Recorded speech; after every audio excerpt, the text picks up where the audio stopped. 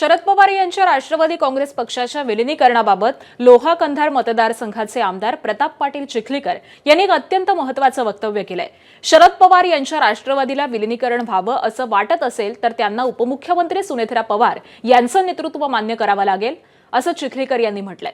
सुनेत्रा पवार या पक्षाच्या राष्ट्रीय अध्यक्ष आहेत, त्यामुळे त्यांचं नेतृत्व मान्य करणं हे क्रमप्राप्त आहे असं देखील त्यांनी स्पष्ट केलं।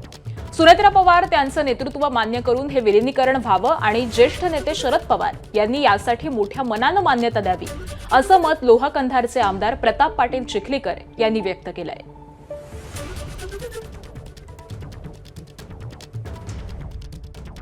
पवार साहेबांच्या राष्ट्रवादीला जर विलिनीकरण व्हावं असं वाटत असेल तर सुनेत्रा वहिनीचं नेतृत्व मान्य करून विलिनीकरण व्हावं असं माझं मत आहे।